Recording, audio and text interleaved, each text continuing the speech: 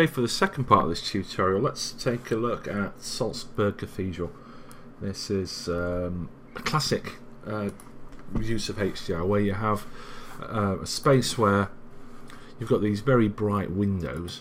I don't think these have got any stained glass in, so but you're not going to see any colours. But if you photograph somewhere like York Minster, you'd have the the really bright stained glass windows, which, if you wanted to keep the detail, have to underexpose a lot to get that, and you end up with a very dark cathedral.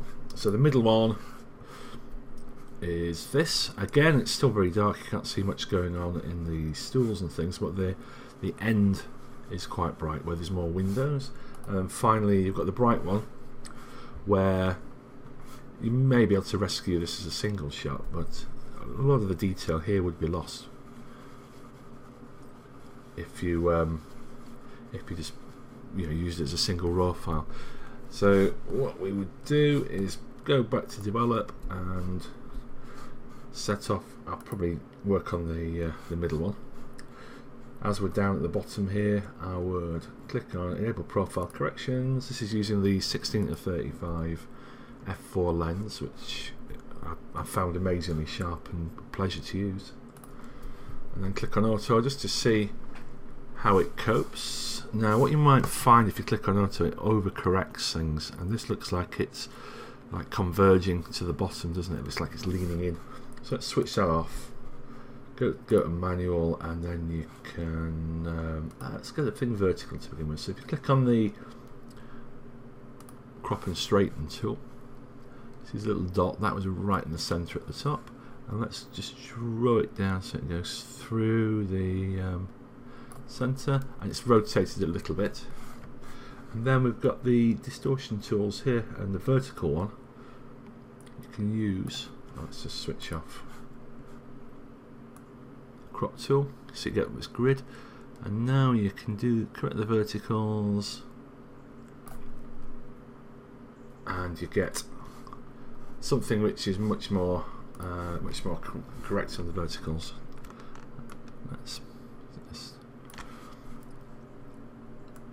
Once you've got that crop correctly, using these little indicators here at the top and bottom, you can get those very central.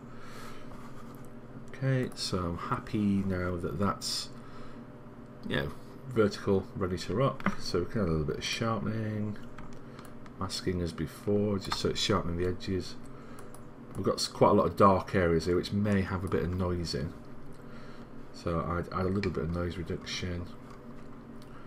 Again, if you want something a little bit punchy, just add a bit of clarity, maybe a bit of vibrance, and you can, if you want to, just add a bit of negative highlights on something like this, because you've got these really bright spots.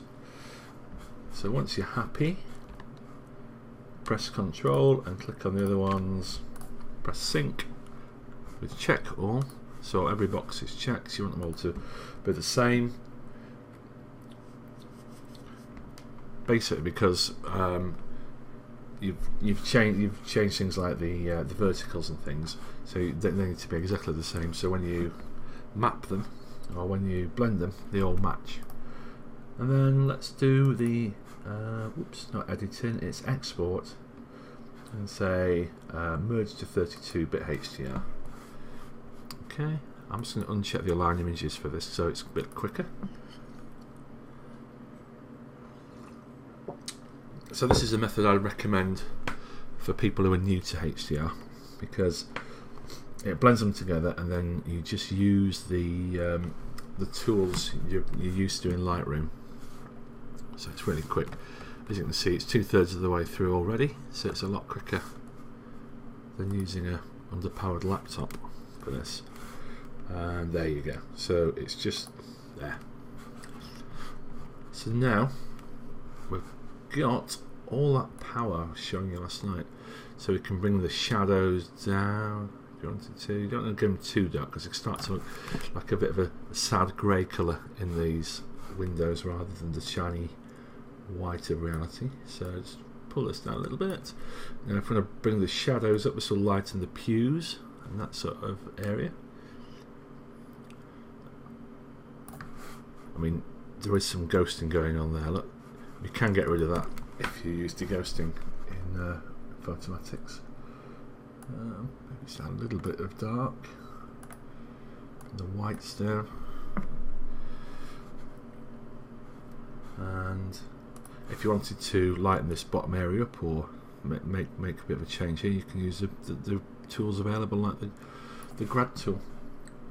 So what could we do down the bottom? If you wanted to bring the brightness up on those pews, you could just do that. It looks a bit odd, actually. Maybe a bit of clarity. You know, so the options are there for you to play. It just gives you a lot more power than you had with one single shot. I mean, one thing I would add to cathedral shot, maybe like this one, is just a little vignette, so it draws your eye towards the centre, like that.